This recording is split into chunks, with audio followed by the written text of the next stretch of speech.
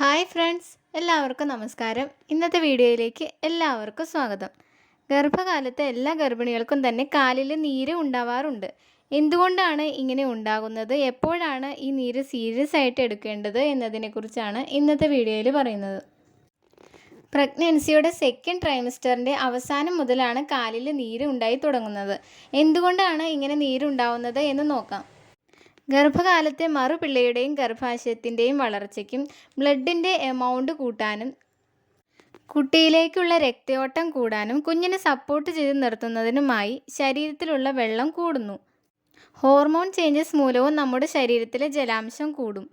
ഇങ്ങനെ ശരീരത്തിലെ വെള്ളം കൂടുന്നത് കൊണ്ടാണ് നീര് ഉണ്ടാവുന്നത്. മാത്രമല്ല, വയറ് വലുതാവുന്നതിനനുസരിച്ച് ശരീരത്തിൻ്റെ വെയിറ്റ് കൂടുമല്ലോ. ഈ വെയിറ്റ് താങ്ങുന്നത് കാലുകളാണ്. അതുകൊണ്ട് തന്നെ കാലിൽ നിന്നും ഹാർട്ടിലേക്കുള്ള ബ്ലഡ് ഫ്ലോ കുറയുകയും അവിടെ ബ്ലഡ് വോളിയം കൂടുകയും ചെയ്യും.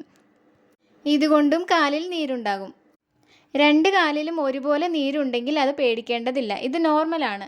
രാത്രി നീരുണ്ടാകും. രാവിലെ എഴുന്നേൽക്കുമ്പോൾ നീരില്ല എങ്കിലും ഇത് നോർമലാണ്.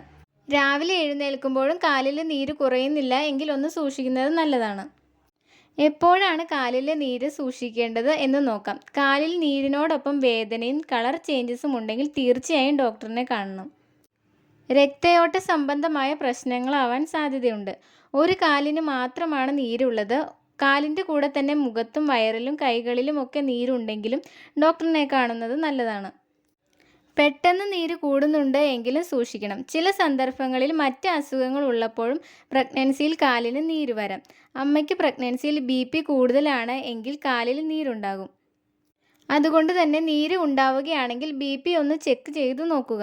BP കൂടിയതുകൊണ്ടുള്ള നീരാണെങ്കിൽ തീർച്ചയായും ഡോക്ടറെ കാണുകയും BP നോർമൽ ലെവലിലേക്ക് ആക്കാനായി ശ്രദ്ധിക്കുകയും വേണം. അമ്മയ്ക്ക് ഹൃദയ സംബന്ധമായ പ്രശ്നങ്ങൾ ഉണ്ടെങ്കിലും കാലിൽ നീര് വരാം.